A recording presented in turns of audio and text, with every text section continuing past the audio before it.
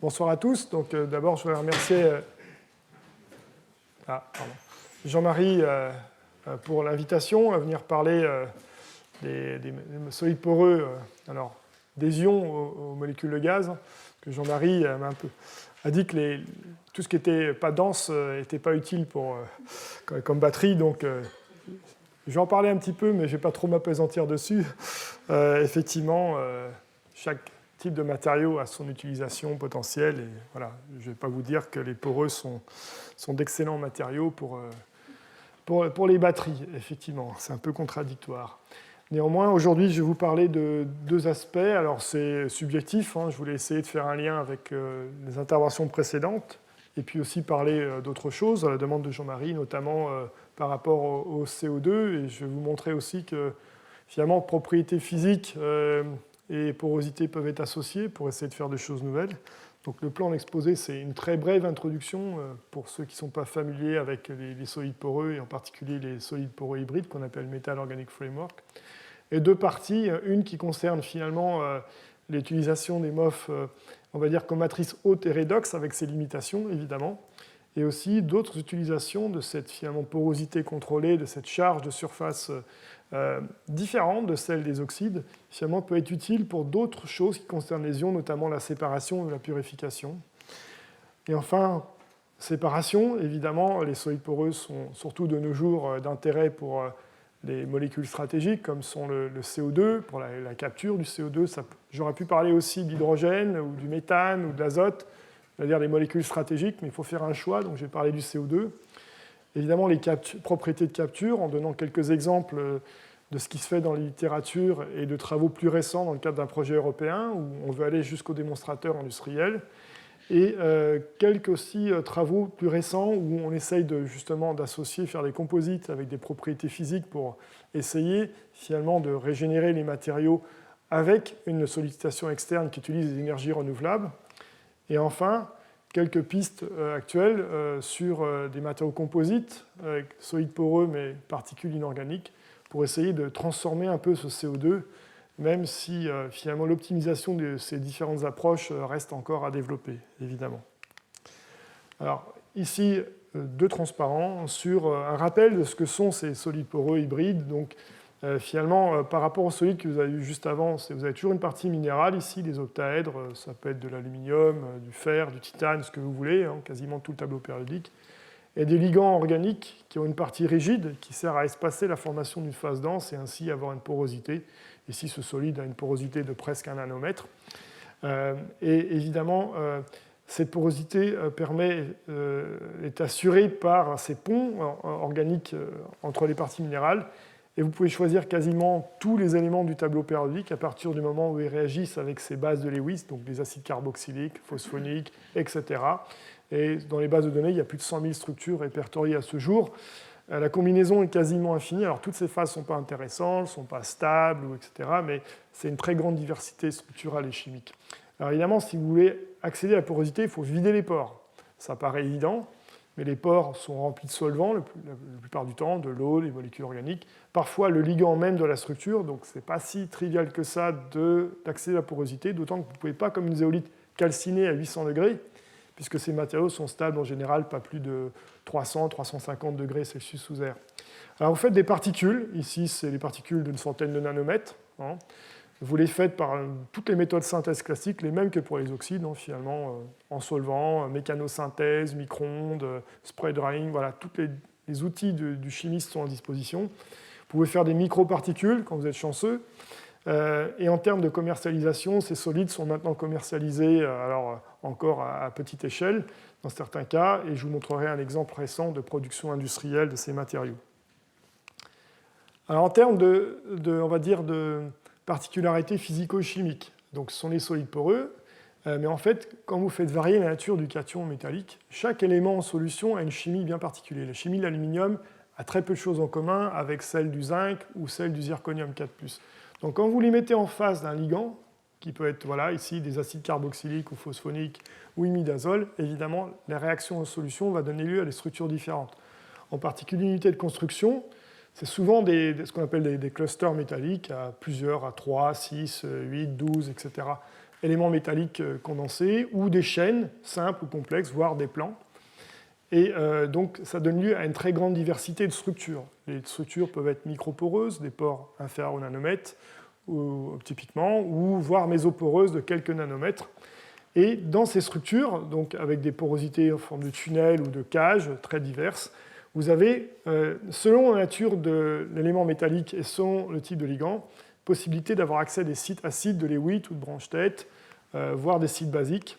Vous pouvez aussi, ça c'est une particularité de ces solides hybrides, prendre l'espaceur organique et avoir des fonctions polaires ou apolaires greffées sur la structure, ce qui fait que vous pouvez moduler les interactions avec les molécules dans les pores et vous pouvez moduler en particulier la balance hydrophile-hydrophobe, ce qui est très intéressant, j'en parlerai pas aujourd'hui, mais par exemple pour la capture des composés organovolatiles. Également fait très intéressant, c'est que vous verrez par rapport à d'autres solides comme les éolytes ou les amines greffées par exemple, vous avez des interactions qui sont plus souvent liées à la physisorption, c'est-à-dire que vous n'avez pas de réaction chimique entre l'espèce dans les pores et la paroi, ce qui fait que la régénération est en général peu coûteuse en énergie. Vous pouvez avoir aussi, c'est un cas particulier, mais je n'en parlerai pas aujourd'hui, des matériaux avec une porosité dynamique, dont l'ouverture des pores va dépendre du stimuli. Ça peut être la molécule dans les pores, la température, la pression, le champ électrique, etc. Et enfin, la stabilité, ça a longtemps été un domaine où les premiers MOF qui ont été reportés au début des années 2000 n'étaient pas très stables, notamment en présence d'eau. Mais maintenant, il y a des dizaines, voire des centaines de matériaux qui sont stables, non seulement à l'air, en présence d'eau, mais aussi en conditions hydrothermales, voire en conditions relativement acides ou basiques. Alors, première partie de l'exposé, cette fois-ci, l'interaction entre les MOF et les ions. Alors, je ne pouvais pas ne pas commencer par les batteries. Donc, un travail fait en collaboration avec Jean-Marie Tarascon il y a plus de 15 ans. En particulier, des matériaux poreux à base de fer 3+, donc c'est des chaînes d'octaèdres de fer 3+. Ici, c'est deux structures qu'on peut obtenir selon les conditions de synthèse, qu'on appelle des polymorphes, c'est-à-dire même composition, mais structures différentes. Et une est rigide, flexible, celle-ci, et l'autre, 1068, est rigide avec des pores triangulaires microporeux ou des pores de 16 angstrom. Donc ces matériaux avec du fer 3, le fer 3 est connu par exemple dans l'olivine, les phosphates de fer 3 avec un potentiel effectivement relativement élevé, intéressant pour matériaux pour batterie. Donc ces matériaux ont été testés effectivement comme électrodes, et ici vous avez les propriétés de cyclage donc, du lithium de ces deux matériaux. Et ce qu'on peut voir, c'est que déjà les capacités sont relativement faibles, autour de 30 ou 70 ici, on va dire milliampères-heure par gramme. Et autre fait important, donc déjà ces deux structures n'ont pas tout à fait les mêmes capacités, alors qu'elles ont quand même des compositions très proches. Donc il y a un effet de la structure qui serait effectivement intéressant à regarder, mais c'est qu'on n'arrive pas à une réversibilité d'un x égale 1, c'est-à-dire on ne va pas jusqu'au fer 2 entièrement, ou enfin si on y va, on casse la structure en tout cas. Donc il y a une cyclabilité sur un x, je crois que c'est 0,35 ici et 0,5 ou 0,6 ici. Et à l'époque, une des hypothèses, c'est qu'effectivement ces matériaux sont des isolants, effectivement, et même quand on arrive à une valence mixte au sein de la chaîne inorganique, finalement, à un certain moment, on va arriver, on fait une transition de phase et on fait quelque chose qui amorphise la structure. Donc c'était assez décevant, malgré tout, malgré le fait qu'on arrive à une réversibilité, donc ce qui fait qu'on n'a pas trop continué dans cette approche-là. Néanmoins, dans la littérature, il y a eu quelques approches par la suite, notamment avec des MOF conducteurs 2D, donc c'est un travail de Yagi en 2012 publié, donc c'est un cobalt catécholate, donc c'est une phase 2D. Donc là, c'est des liaisons cobalt-catéchol, et ça forme des structures en nid d'abeille avec des empilements de couches, finalement. Vous voyez ici la photomicroscopie à transmission, c'est très joli, les pores auraient presque un solide mésoporeux à base de silice. Et ici, la capacité, finalement, on retrouve un peu celle de 1053, et avec une cyclabilité, on va dire, tout à fait correcte. Mais il n'y a pas d'amélioration, on va dire, significative en termes de performance. Un peu plus tard, le groupe de Jeffrey Long à Berkeley a utilisé des matériaux, cette fois-ci, où à la fois le métal et le ligand ont un caractère redox, donc du fer 3, mais avec un ligand qui est un hydroxycarboxylate, donc en fait c'est un dérivé de l'hydroquinone, donc un type de ligand très, très connu, donc ça forme des phases avec des pores relativement grands, et ils s'en sont servis pour l'insertion d'anions peu complexants de type BF4 ou PF6, et donc pour l'oxydation topotactique du matériau. Et ils se sont rendus compte que malgré le fait qu'on ait un ligand et un métal redox, seul le métal est capable finalement d'avoir une réduction-oxydation réversible. Donc on n'utilise pas finalement la capacité complète qui était l'idée initiale du projet du métal et du ligand. Et ils ont observé aussi une bonne stabilité sur une cinquantaine de cycles et une énergie correcte, mais très loin des standards inorganiques. Alors, autre possibilité dans le domaine des ions et on va dire des batteries, c'est de non plus utiliser les matériaux hybrides comme électrodes, mais s'en servir, par exemple, pour la fixation des polysulfures dans le cadre des batteries lithium-soufre. Donc ça, c'est un travail publié en 2011, toujours avec Jean-Marie. Donc là, ont été comparés plusieurs solides mésoporeux, soit des MOF à grand port de l'ordre de 3 nanomètres, soit des carbones mésoporeux, aussi avec la même porosité, ou alors des silices mésoporeuses de plus grande dimension de type SBA15. Et si pour voir les performances, on va dire que dans les 3 cas, la capacité chute progressivement après une cinquantaine de cycles, mais au départ, on a effectivement la silice et le charbon poreux qui sont les plus performants, et après, on va dire que le MOF baisse un petit peu moins vite. Mais ici, en fait, les pores sont très très grands. Les polysulfures sont beaucoup plus petits que la taille des pores de ces matériaux, donc ce n'est pas un effet vraiment de fil, c'est plutôt un effet de fixation. Mais effectivement, au bout d'un moment, les polysulfures arrivent à passer et on perd en capacité. Plus tard dans la littérature, certains ont poursuivi cette approche, mais en utilisant cette fois-ci non plus simplement un MOF mésoporeux, mais un MOF microporeux. Ici, c'est un composé à base de cuivre. Et là, cette fois-ci, ils ont recouvert une membrane de MOF sur une membrane d'oxyde de graphène, de façon à avoir cet effet de blocage des polysulfures pour ne pas aller de l'autre côté de la batterie. Et là, cette fois-ci, la performance est maintenue sur un nombre de cycles impressionnant, autour de 1500 cycles, alors que si on a juste l'oxyde de graphène seul, on a une chute relativement rapide. Alors évidemment, ça dépend de la vitesse de balayage qu'on utilise. On baisse d'un facteur important lorsqu'on passe de 0,2 à 3C.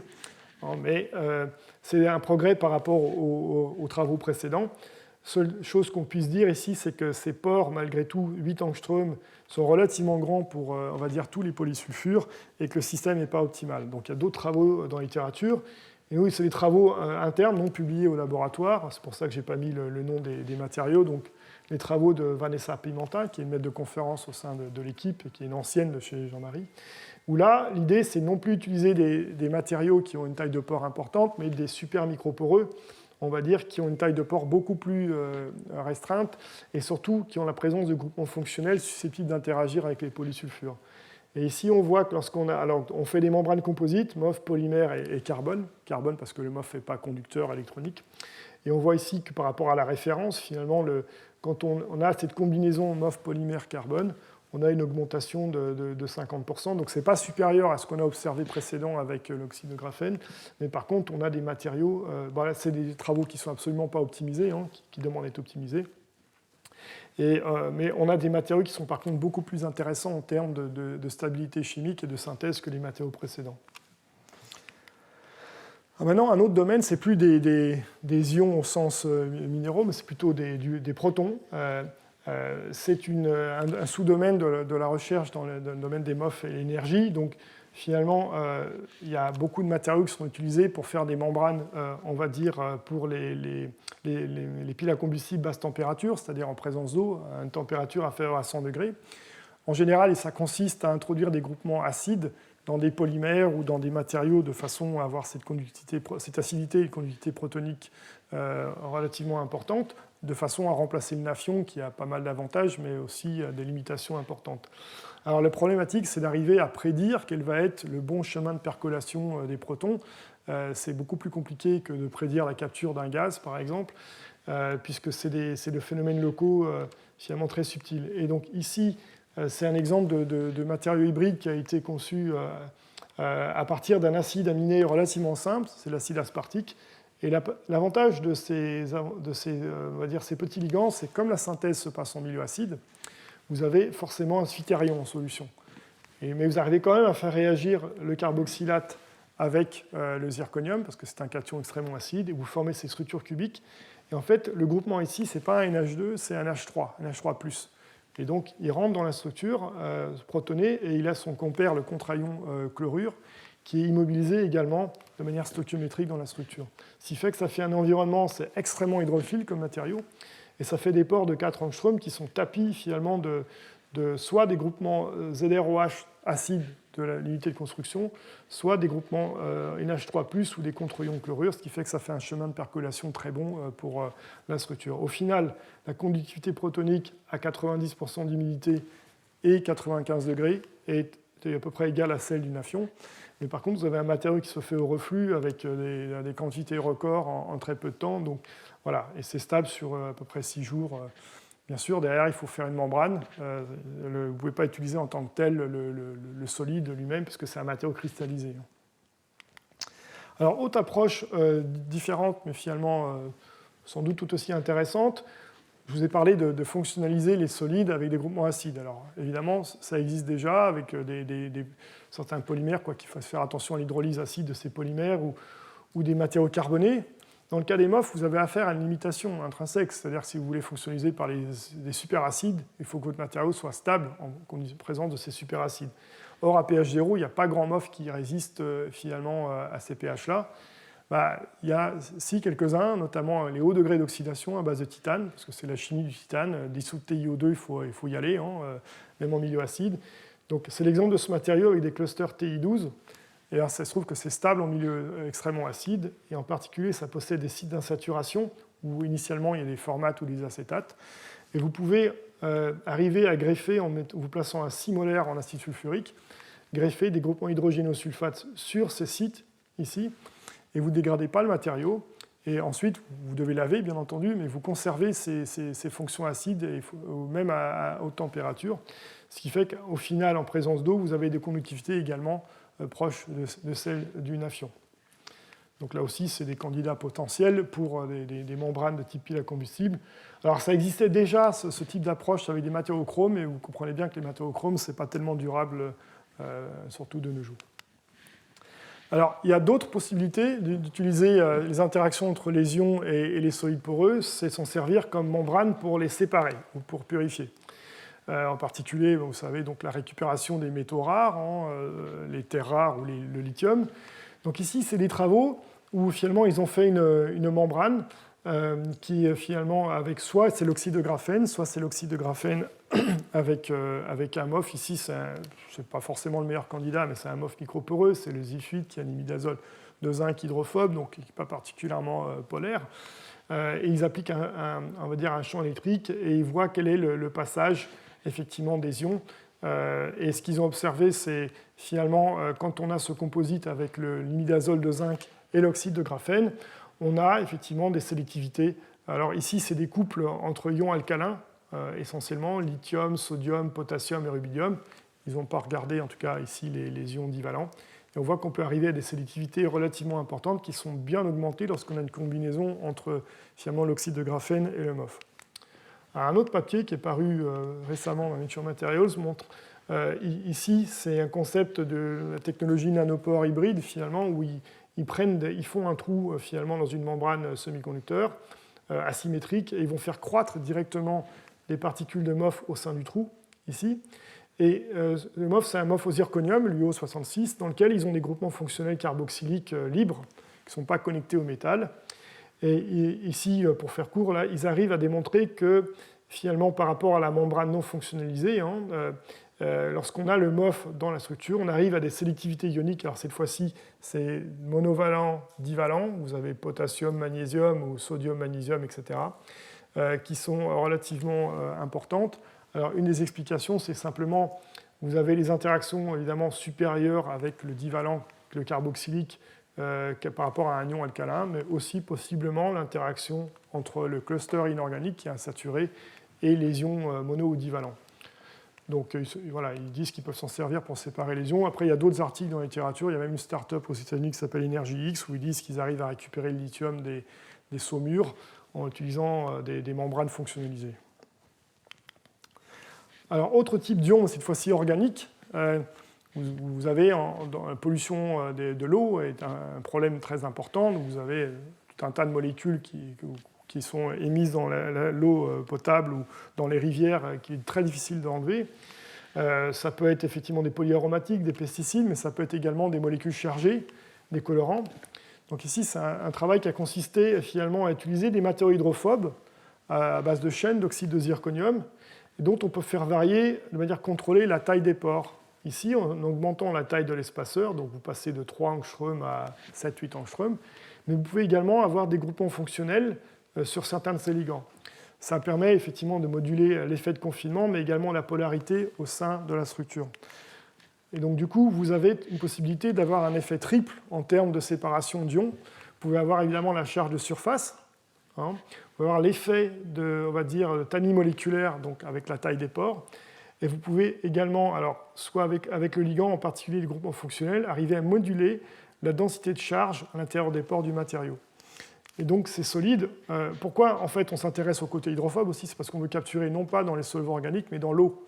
Donc il faut quand même qu'il y ait une affinité supérieure pour les pores, pour la molécule que l'eau. Et donc ça, c'est un exemple de résultat qu'on a obtenu sur des polluants classiques comme le paraquat, le diphenzoquat ou le pyrène. Le pyrène étant une molécule neutre, mais les autres étant des molécules chargées. En particulier, on s'est intéressé au paraquat diphenzoquat, qui sont deux molécules chargées positivement. Vous voyez qu'elles ont une densité finalement électronique assez différente. Et ici, on regarde la quantité et ici la sélectivité par rapport à ces deux polluants. Et on voit qu'effectivement, alors, soit on a les plus petits matériaux poreux avec les tailles de pores à 3-4 angstroms, on n'a pas beaucoup d'absorption parce que les pores sont trop petits. Mais à partir du moment où on a une taille de pore suffisante, on voit qu'on a une très forte sélectivité pour finalement cette molécule par rapport à celle-ci. Et fait intéressant, lorsqu'on compare avec d'autres solides, cette fois-ci de référence mésoporeux, comme MCM41 ou 1101, là on voit qu'il n'y a aucune différenciation finalement en termes d'absorption. Et voilà, en termes de sélectivité, on a des valeurs qui vont, pour les solides non fonctionnalisés, autour de 10, mais on peut monter à un peu plus de 1000 dès qu'on introduit des groupements polaires spécifiques dans les pores. Donc voilà, donc ça veut dire qu'on peut utiliser, c'est pour la séparation de ces polluants cationiques finalement, mais c'est pareil avec les anions, on a montré la même chose, des matériaux hydrophobes fonctionnalisés. Alors évidemment, ce ne sera pas pour dépolluer complètement une rivière, parce que le prix de ces matériaux n'a rien à voir avec celui des charbons actifs, mais ça peut être en fin de purification qu'on peut utiliser ces matériaux. On peut aussi utiliser ces solides pour capturer les ions radioactifs, donc ici à base de sélénium, donc qui sont émis dans différentes conditions. Ici, c'est l'exemple avec un matériau au zirconium insaturé, qui est le trimésate de zirconium. Et on a des capacités d'absorption en phase gaz qui sont très importantes. Et cinétique très rapide. Alors ici, l'absorption se produit sur la partie minérale, parce que vous avez des briques qui sont connectées 6 fois, donc en plein de centres de Lewis et de Bronsted, sur lesquels vous allez avoir une liaison covalente qui va se former avec ces ions-là qui se comportent un peu comme des sulfates. Alors, il se trouve que ces solides-là, on peut les faire aussi à température ambiante. Ça, c'est les travaux d'un étudiant qui a pu réaliser à température ambiante la synthèse de cette phase avec différentes tailles de particules. Alors, seconde partie concerne cette fois-ci le CO2. Un CO2 très très rapidement, hein, je pense que vous connaissez tous la problématique du CO2. C'est un vaste problème. Déjà, qu'est-ce qu'on entend par capture du CO2 ? Il y a l'air, 400 ppm, il y a les post-combustion, 0,1 bar de CO2 à température ambiante, pression ambiante, et il y a la pré-combustion, par exemple, pour la production d'hydrogène, où là, vous avez des barres de CO2. Vous avez évidemment, même si vous prenez que la post-combustion, un nombre incalculable de procédés différents selon que vous soyez dans une cimenterie, une aciérie, etc. Et même dans les cimenteries ou les aciéries, vous avez des conditions de fonctionnement différentes. Vous avez possibilité parfois d'avoir une énergie, source de chaleur perdue que vous pouvez utiliser pour régénérer, des fois pas. Des fois, vous avez la mer du Nord à côté, ça permet de refroidir et d'enlever l'eau très facilement. Donc, il n'y a pas une application liée à la capture du CO2, on a autant qu'il y a de conditions finalement. Les procédés actuels les plus matures, ce sont les amines, donc phase liquide, les solvants. Donc c'est une chimie sorption, vous avez formation de carbamate, ça marche très bien. Il y a des démonstrateurs industriels un peu partout dans le monde, mais ça coûte cher encore. Le coût de capture du CO2 coûte relativement cher. Il faut régénérer et en plus de nos jours viennent se greffer des considérations un peu plus environnementales qu'il y a 10 ou 15 ans, ce qui fait que les gens même dans le domaine, pensent que les amines seules ne seront plus l'unique solution pour la capture du CO2 et ils vont devoir s'intéresser à d'autres solutions, moins nocives, moins corrosives ou moins chères. En particulier les adsorbants. Zéolite, charbon, tous les types de solides poreux que vous voulez. Si vous regardez les MOF, il y a plusieurs stratégies possibles. Une d'entre elles, c'est greffer les amines dans les pores de matériaux poreux. Alors, c'est les travaux essentiellement de Jeff Long à Berkeley, mais ça a été fait 20 ans avant sur les silices mésoporeuses. Sauf qu'ici, bon, je ne vais pas rentrer en détail, il y a la forme spéciale des isothermes qui est plus avantageuse. Ici, ça marche bien. Ils peuvent moduler la température à laquelle vous absorbez et désorbez le CO2 en changeant la nature de la mine. Vous pouvez même stabiliser la mine en prenant des tétramines qui vont se connecter plusieurs fois au réseau, et donc vous avez quelque chose qui est plus stable thermiquement, plus stable à l'oxydation. Néanmoins, il faut greffer la mine dans un matériau qui déjà lui-même est cher. Donc c'est une étape qui est plus complexe, et ici, la capture du CO2, c'est des milliers, voire des centaines de milliers de tonnes par an d'absorbant qu'il va falloir. Donc déjà, c'est une question. Ensuite, la régénération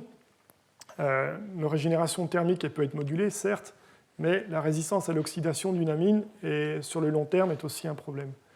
Et aussi l'impact environnemental d'utiliser les amines. Autre stratégie, où il y a plusieurs sous-stratégies dedans, c'est faire la physisorption, cette fois-ci. Vous n'allez pas faire la réaction chimique. Alors évidemment, vous allez me dire, vous avez une affinité moindre pour le CO2, donc pour la capture directe dans l'air, je dirais que ça va être difficile de rentrer en compétition avec les amines greffées. Néanmoins, il y a plusieurs stratégies. Alors, par exemple, les MOF fluorés, hein, c'est Idaoudiz et Zaworodko, où là, vous avez quasiment dans les conditions de post-combustion la même chose que les amines. Mais c'est des matériaux qui ne sont pas réalistes, impossibles à faire à grande échelle. Vous avez des MOF hydrophobes. Là, c'est les travaux de Beren Smith à l'EPFL. Vous trouvez un matériau avec des poches avec des cycles aromatiques de type pyrène, et là, vous avez une cage poreuse totalement hydrophobe, mais à la fois des interactions fortes avec le CO2. Ce qui fait que vous pouvez aussi avoir plusieurs millimoles par gramme de CO2. Mais là, ces ligands ne sont pas réalistes, c'est des couplages de Suzuki pour faire ces ligands. Vous ne pourrez pas faire des kilos, voire des centaines de kilos de ces matériaux. Et une approche, nous privilégions cette approche, c'est les solides qui sont un peu moins performants, mais beaucoup plus faciles à faire, à base de micropores, de l'ordre de 4-5 angstroms, et différentes fonctions polaires, mais modérément polaires, on va dire, de façon à avoir une chaleur d'absorption un peu plus basse, mais quand même relativement importante. Et après, évidemment, vous avez la compétition avec l'eau. Et dans tous les cas, l'idée, c'est d'avoir une salinité minimale qui est autour de 30 CO2N2 et les capacités autour de millimoles par gramme. Et donc, voilà, vous avez l'impact de l'eau qui peut être un problème, mais on peut s'en débarrasser. Je vous le montrerai plus tard. Ici, c'est juste une analyse critique que l'on peut faire, c'est subjectif, entre les différentes technologies. Donc, vous voyez, sélectivité, capacité, impact de l'eau, régénération, stabilité, éco-compatibilité, coût. Donc voilà, c'est qualitatif. Vous voyez que chaque catégorie de solide ou liquide a ses avantages. Et si vous prenez les MOF, on va dire que l'impact de l'eau peut être le problème principal, effectivement. La maturité aussi, puisque là, zéolite, charbon, c'est commercial. C'est déjà disponible à grande échelle, les amines aussi. Donc là, je vais vous présenter quelques résultats obtenus dans le cadre d'un projet européen qui est encore en cours. Alors, je ne vais pas donner trop de détails parce qu'on ne peut pas tout dire, où on a finalement décidé non pas de fabriquer des nouveaux matériaux, mais de dire qu'est-ce qui existe dans la littérature, chez nous ou ailleurs, et regardons avec un certain nombre de critères, enfin dire de performance, quels pourraient être les matériaux les plus intéressants pour, à la fin du projet, avoir plusieurs démonstrateurs à 100 kg mis en forme et qui vont être testés pendant plusieurs mois en conditions réelles dans des pilotes industriels. Donc évidemment, on a examiné ces matériaux avec, voilà, ça c'est un diagramme classique qui pourrait être finalement utilisé aussi pour les matériaux pour batterie en changeant juste quelques mots. Vous devez faire un compromis entre tout ça, entre la performance, la processabilité, le coût et l'aspect environnemental. Donc ici, voilà, il y a 3 matériaux différents dans le projet, se comportent différemment, et finalement, celui en vert qu'on a décidé d'utiliser à première vue. Et donc, en détail, ça comporte les capacités, sélectivité, il faut que ce soit résistant aux impuretés, parce que vous avez des SOx ou des NOx dans le processus, de l'eau, en combinaison, vous pouvez former de l'acide sulfurique, par exemple. La régénération, si vous avez une chaleur d'absorption plus élevée, il va vous falloir régénérer à 120 degrés au lieu de 80. Donc, et la stabilité long terme du matériau. Après, il y a les aspects mis en forme, mis à l'échelle. Parfois, vous pouvez avoir un matériau qui paraît idéal, mais quand vous regardez sur Alibaba combien coûte 100 kg de votre ligand, 70 000 €, d'accord. On va essayer de trouver un autre matériau. Après, le côté vert, vous pouvez avoir un matériau qui se fait facilement, s'active avec des solvants organiques à l'échelle de 50 grammes. Et si vous voulez faire 5 kg du matériau, vous ne pouvez plus en laboratoire travailler dans ces conditions. Et enfin, le coût et la disponibilité à grande échelle des précurseurs. Ici, c'est 3 matériaux qui avaient été présélectionnés pour le projet. On va dire, vous voyez que les performances en CO2 sont un petit peu différentes. Ici, ce qui est intéressant en général, c'est cette zone-là, parce que c'est la zone de la post-combustion. Vous voyez, vous avez entre 1 et 2 mmol par gramme de CO2 absorbé dans ces matériaux. Et ici, vous voyez, entre le vert et l'orange, c'est mis en forme ou poudre, on va dire. Et ça, c'est quelque chose de très important, parce que vous devez mettre en forme pour la séparation, le test de séparation, mais vous ne voulez pas qu'une fois mis en forme, votre performance en capacité et en termes de diffusivité soit trop impactée. Et donc, les MOF sont des solides poreux, donc c'est fragile mécaniquement. Donc, quand vous mettez en forme, vous appuyez une pression mécanique.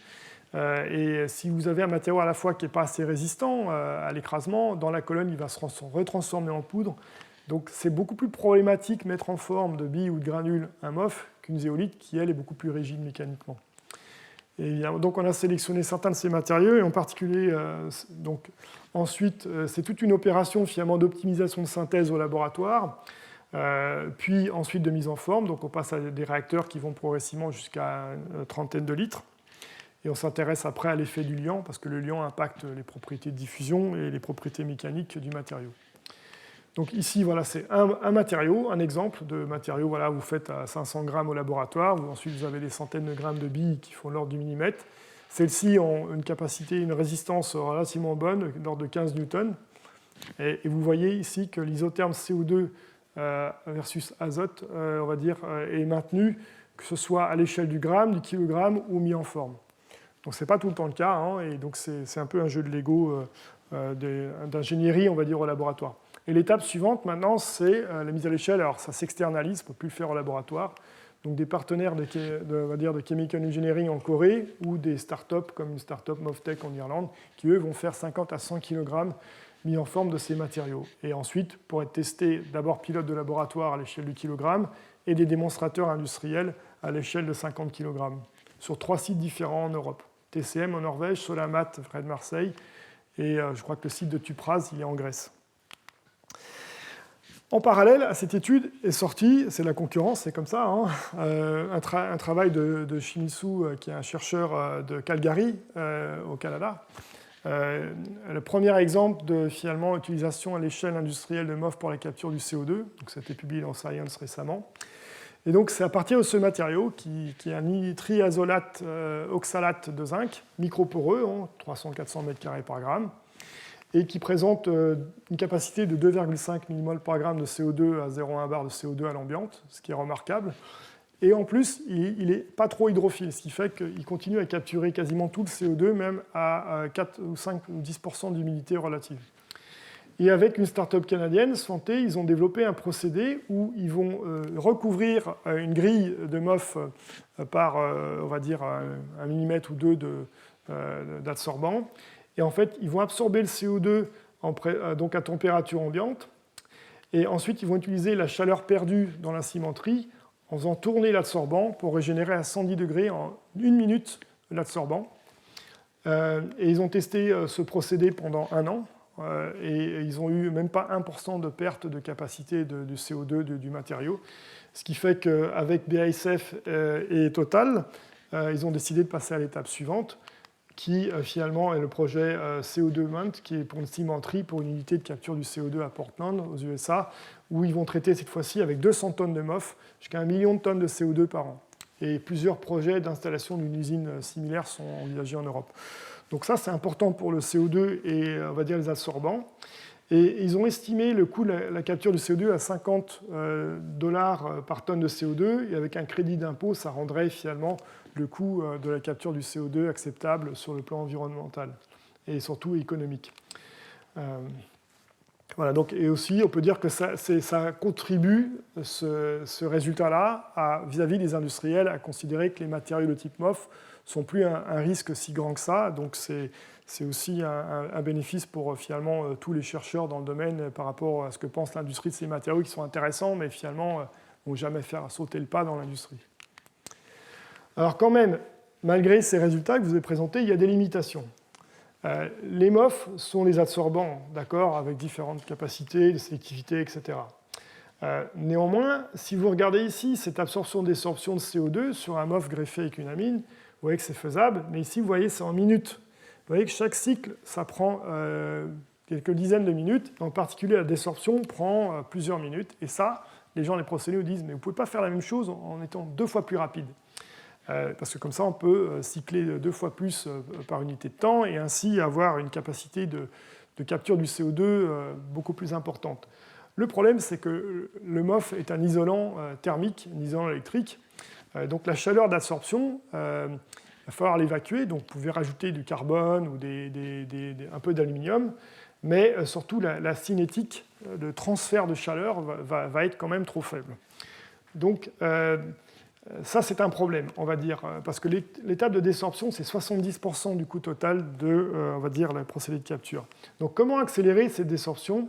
Et aussi, un autre problème que nous, finalement, posent les gens de l'industrie, c'est, d'accord, on peut trouver de la vapeur chaude perdue quelque part dans un procédé pour régénérer l'absorbant. Mais ce n'est pas toujours le cas, et on ne va pas utiliser l'énergie non renouvelable, il faudrait utiliser l'énergie renouvelable, l'énergie électrique, donc, qui peut venir du solaire, du photovoltaïque, de l'éolien, etc. Donc l'idée, c'est d'essayer, alors ça c'est un exemple, hein, c'est finalement un stimuli qui va utiliser l'électricité, donc idéalement l'énergie renouvelable, et vous avez les micro-ondes. Vous pourriez avoir aussi le champ magnétique, vous pourriez avoir aussi une pression mécanique. Donc l'objectif, c'est effectivement de combiner l'irradiation micro-ondes de façon à accélérer la désorption du CO2. En fait, si vous capturez le CO2 ici, hein, vous allez avoir le procédé classique, temperature swing adsorption, et vous allez désorber à une certaine vitesse avec de l'énergie électrique classique. Si vous avez un micro-ondes, vous placez votre colonne dans une cavité, ici, micro-ondes, vous pouvez espérer accélérer la désorption du CO2. Donc effectivement, les MOF eux-mêmes, ou les éolites, c'est pareil, c'est mauvais conducteurs électriques, donc du coup, conductivité électrique et absorption, perte électrique sont liées par des équations, j'en parlerai tout à l'heure. Donc vous avez besoin d'une absorption micro-ondes augmentée pour ces matériaux, pour un chauffage rapide, et donc il faut arriver à rendre les absorbants conducteurs. Donc ça revient finalement à une des problématiques qu'on a vues pour les batteries, où les MOF sont en général de mauvais conducteurs électriques, et même quand ils le sont, les potentiels font que tu ne peux pas utiliser toute la réduction potentielle de ces matériaux. Donc qu'est-ce qu'il existe pour faire des MOF conducteurs? Je l'ai présenté tout à l'heure, des MOF 2D, avec des catéchols ou autres, et vous avez une délocalisation par des radicaux, effectivement. Vous pouvez avoir des fois de l'empilement de cycles aromatiques, ce qu'on appelle du stacking, effectivement. Vous pouvez avoir un peu de chance, et vous allez avoir, par exemple, votre unité de construction, c'est déjà un nanophile d'oxyde de cuivre que vous pouvez même sulfurer. Le problème, c'est qu'ici, ces matériaux sont rarement poreux, hein, et là, on ne peut pas dire que ce soit des pores adaptés à la capture du CO2. Vous avez vu la taille des pores, c'est énorme. En termes de densité, on va être encore pénalisé, sans compter que ces matériaux sont complexes et chers à réaliser. Donc en fait, on peut introduire une conductivité. Alors c'est bien pour l'électrocatalyse, c'est bien peut-être pour les supercondensateurs, pour les Lamborghini par exemple, pour la détection, oui, mais on est très, très loin des critères nécessaires pour la capture du CO2, qui est finalement quelque chose à grande échelle. Alors vous pouvez faire des composites. Ça c'est une stratégie classique dans les matériaux, avec des choses conductrices, donc 3D, des nanophiles, des 2D, voilà, ou même des matériaux, on va dire, conducteurs. Voilà, donc ici, ça se passe par percolation, évidemment. Et là, vous avez l'importance de la microstructure, et je reviendrai dessus derrière. Alors, vous pouvez partir d'une approche simple. Vous avez un matériau qui, par exemple, a un nanophile d'oxyde, et vous le dopez pour le rendre plus conducteur. Mais bon, ici, on voit bien que quand on met dans ce matériau titane 15% de fer, on passe d'un très mauvais conducteur à un très mauvais conducteur, finalement. On reste très mauvais conducteur. On a une amélioration, mais c'est limité.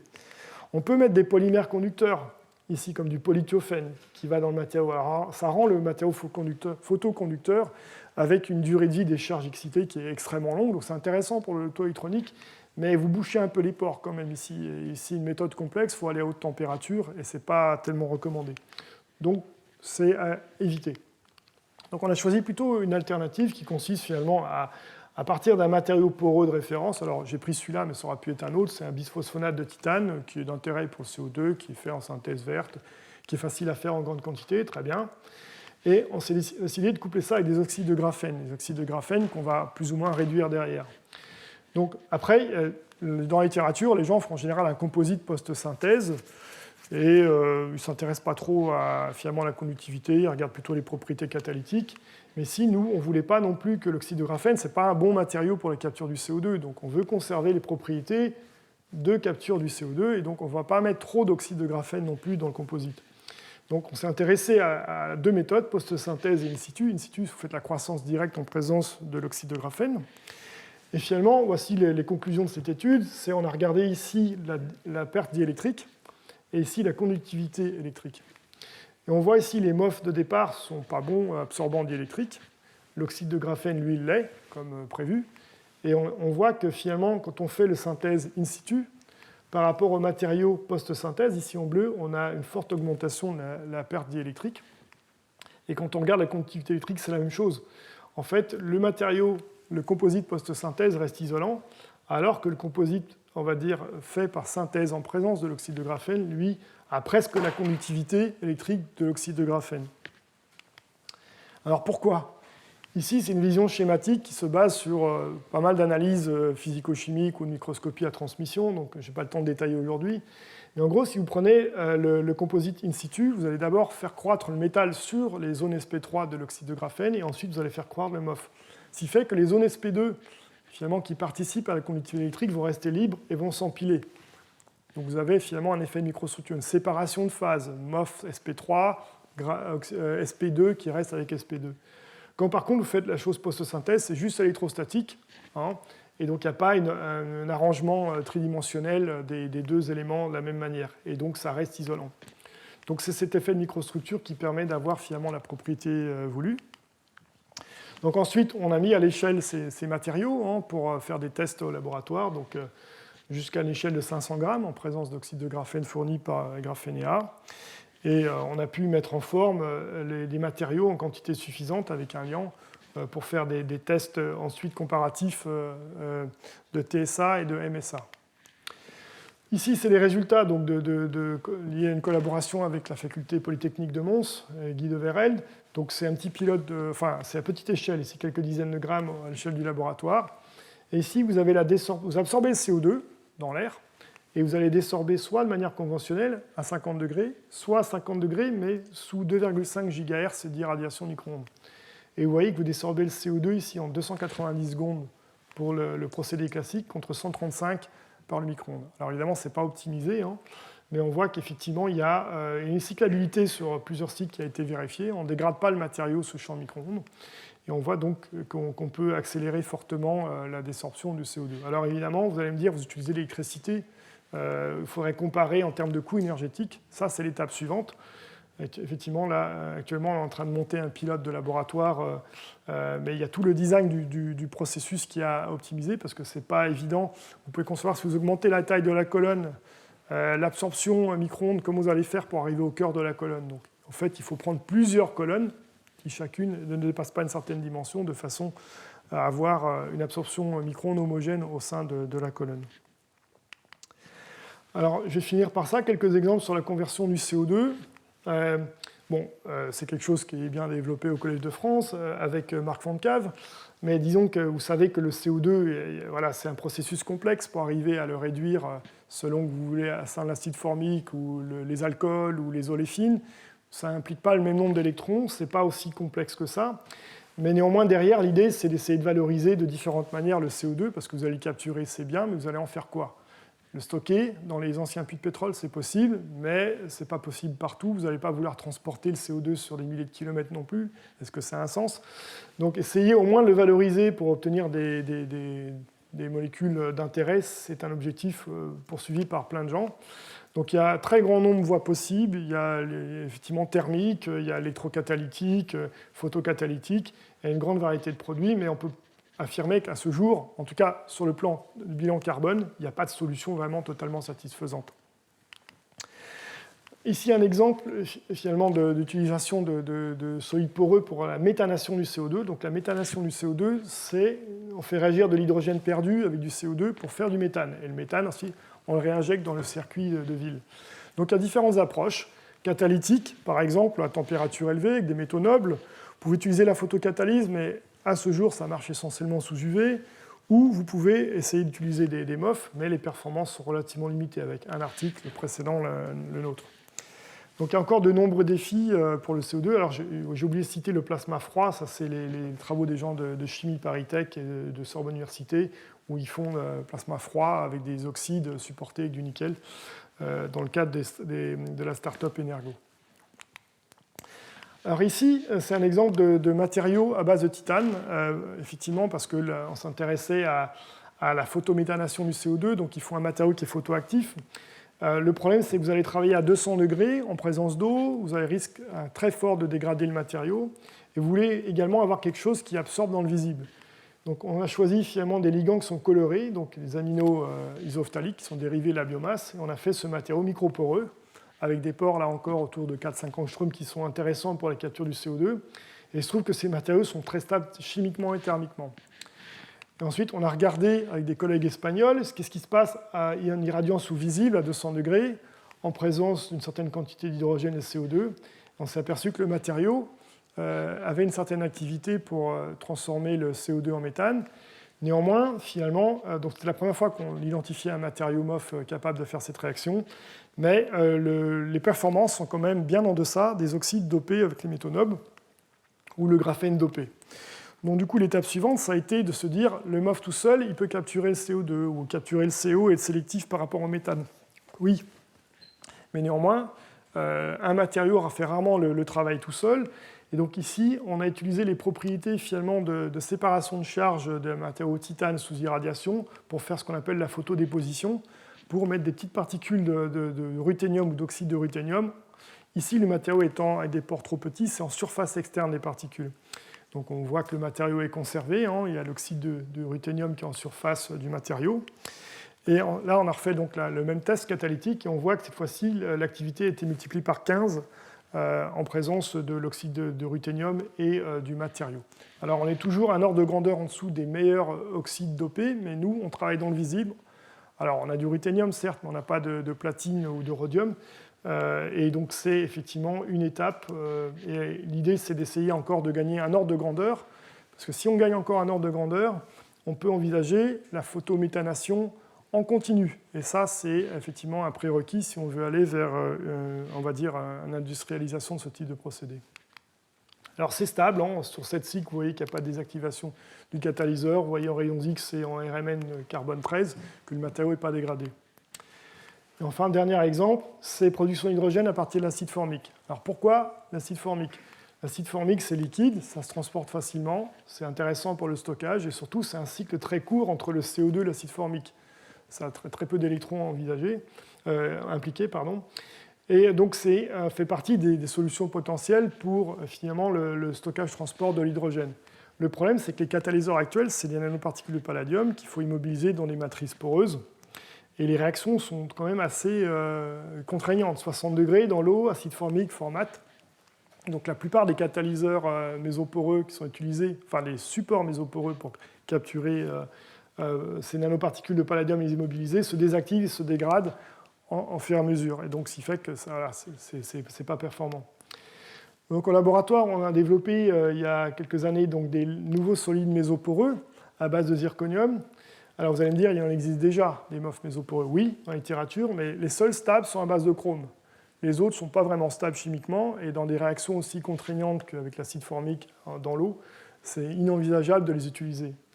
Donc, en plus, ces matériaux qui font des tailles de pores autour de 2,6 nanomètres, alors sont constitués de ZR12 et de ZR6 pour ceux que ça intéresse, ils ont la particularité d'avoir la position 5 du ligand pointée vers le centre des pores. Or, c'est là où toutes les fonctionnalités de ce type de ligand sont introduites, et donc vous envisagez déjà qu'avec la possibilité de décorer les pores avec différentes fonctionnalités, et en même temps que ça pointe vers le centre des pores.